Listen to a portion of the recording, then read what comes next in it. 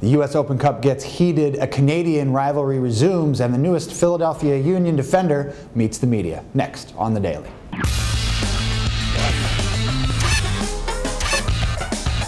Hey everybody, welcome to another edition of The Daily, here with Greg Lawless. I'm Nick Fershaw. Let's look back at the U.S. Open Cup quarterfinals from Tuesday night. 5 MLS teams in action, 4 advanced. That means somebody had to go. That was the San Jose Earthquakes. 1-0 losers to the Seattle Sounders out at Castrol Stadium in San Francisco. This one got heated, but it was a good game up till then. It was a good game, and it was Cordell Cato, the young Trinidadian player, who ends up getting the goal for Seattle in this one to win it. But the talking point afterward is what happened with Eddie Johnson. He actually celebrated in front of the San Jose bench. Jed Zahner, the new signee for San Jose, taking offense to that, saying to Eddie Johnson, go celebrate somewhere else. And reportedly right now, Eddie Johnson then popped him one in the eye is what Zahner is saying, and so a sort of a small melee took place afterward, and both coaches not very happy about the way it all went down. Be interesting to see what U.S. soccer does in the wake of this. Well, either way, the Seattle Sounders are moving on. The 3-time defending champions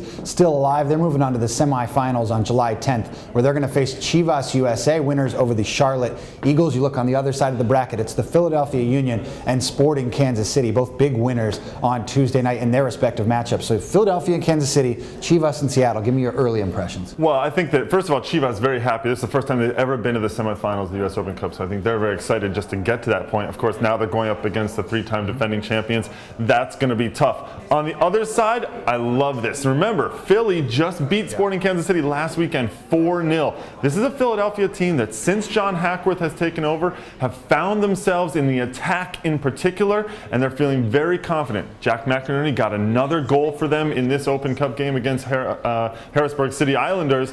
5-2 victory. These guys are scoring at will. He has unshackled them in the attack, Hackworth has, and now it looks like this is a team I think that could really do some damage in here and maybe even win it. July 10th, that's the next round of the U.S. Open Cup. You can find complete coverage on MLSsoccer.com. Well, a return to the league docket on Wednesday night up in Canada. A good one. The Montreal Impact at home against Toronto FC. 7:30 p.m. Eastern on TSN and RDS up there in Canada.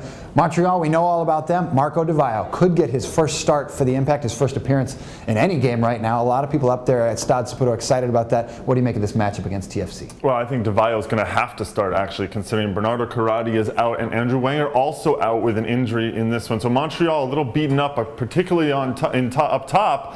Di Vaio will most likely come in, and he's going to have to kind of be the savior up there to try and get some goals for them. They are getting a lot of production out of the midfield, though. Felipe has been fantastic out of the midfield. Patrice Bernier in that holding midfielder position, he's been good. However, this Toronto team, they're starting to feel a little more confident. Yes, they've given up 2 games in a row late. They ended up drawing both of those games, though. So can they feel a little more confident in the fact that they've scored 5 goals in their last 2 games? Danny Kouvermans is now scoring at will for them. Ryan Johnson has started to look a little better since Paul Mariner took over.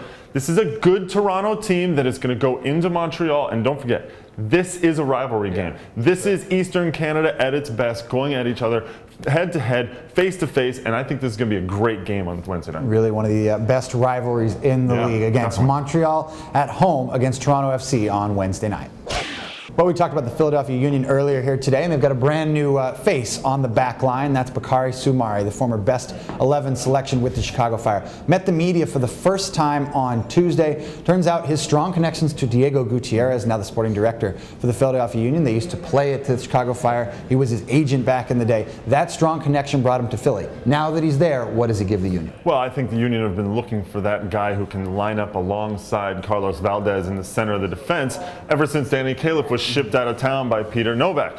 Now that Hackworth is the coach, he's looking for someone else who can be in there. Soumare could be that guy. He has had some injuries over the years since he moved to Europe, and he's still not fit. He's not going to play for another couple of weeks while he's still trying to get his fitness in. But if he can be the Bakary Soumare that we all remember when he was with the Chicago Fire, these two could be a best 11 combination, because Valdez is having a fantastic season at center back for the Union. If that shores up the defense, the way we've seen the attack playing right now for the Union under Hackworth, this team all of a sudden becomes very dangerous and definitely a contender for a playoff spot in the East. He really was one of the best young talents in the league a few years ago. See if he can turn it around back in MLS at the age of 26. Well, last but certainly not least, the Castrol Index weekly rankings are out, and no surprise, Chris Pontius from DC United at the top. A good week for him and a good week for DC United. Yeah, well, Pontius, of course, showing what he can do. He got that great goal against New York, actually 2 goals against New York, but I love that first one they scored at the near post. He's followed in the top 5 by Ryan Johnson from Toronto FC, who's really picked it up lately. Jack McInerney with several goals for Philadelphia this week.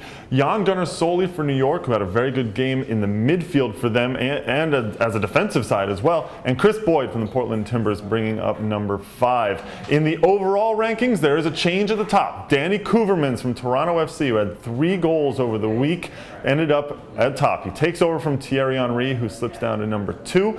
He's followed by Kai Kamara, still in the top 5.